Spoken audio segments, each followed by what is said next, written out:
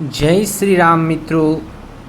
आप ये जो दो हनुमान जी के स्वरूपों का दर्शन कर रहे हैं, उसमें छोटे जो है वो हनुमान जी है, बड़े उनके पुत्र है मकरध्वज।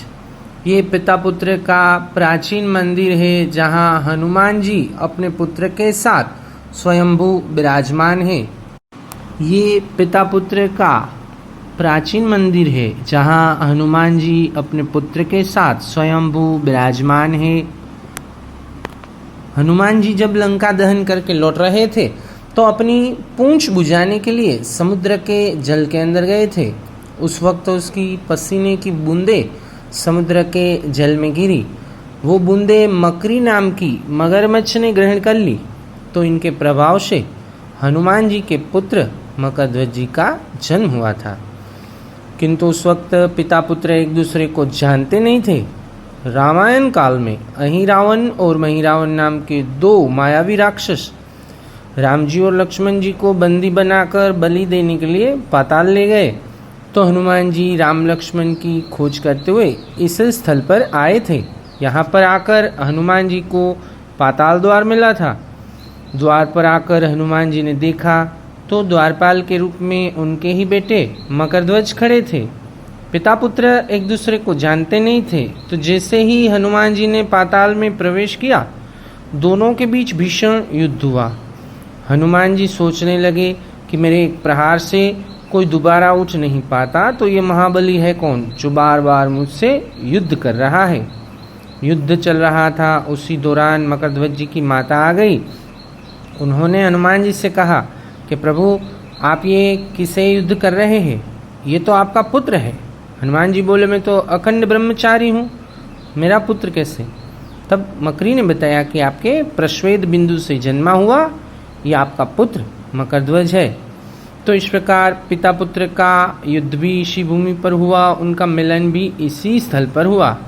फिर आपने कभी संकट मोचन हनुमान अष्टक का पाठ किया हो तो उसकी 7वीं कड़ी इस मंदिर का हिस्सा है कि बंधु समेत जब अहिरावण ले रघुनाथ पाताल सिधारो, चाहे सहाय भयो तब ही अहिरावण सैन्य समेत सहारो। जैसे ही मकरध्वज जी को पता चला मेरे पिताजी है, तो हनुमान जी की शरण में चले गए, उनकी सहायता की। फिर हनुमान जी ने पाताल में जाकर पंचमुखी रूप धारण किया। आप सब लोगों ने पंचमुखी हनुमान के तो दर्शन किए होंगे, किंतु हनुमान जी के 5 मुख क्यों हैं उसका रहस्य सबको पता नहीं होता है। तो अहिरावण जो था, उनको देवी महामाया का वरदान था।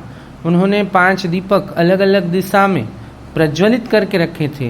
वो 5 दीपक अगर एक साथ बुझाए जाए तभी अहिरावण की मृत्यु संभव थी।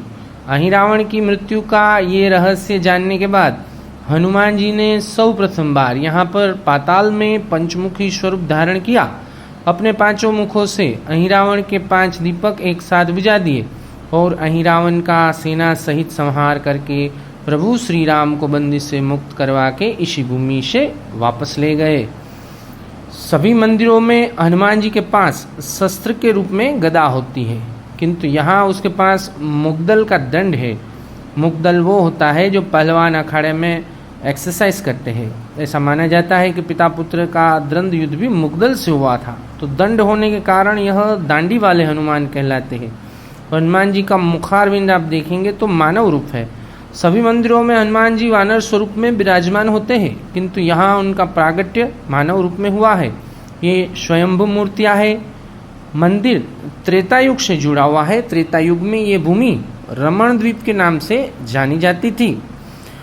मंदिर में हनुमान जी की मूर्ति जो है वो छोटी है और मकरध्वज जी बड़े हैं। उसके पीछे ऐसी दंत कथा है कि कलयुग के दुष्प्रभाव के कारण हनुमान जी धीरे धीरे पाताल की ओर जा रहे हैं, मकरध्वज पाताल से बाहर आ रहे हैं। ऐसा माना जाता है जब ये पूरी मूर्ति पाताल में चली जाएगी तो कलयुग समाप्त हो जाएगा।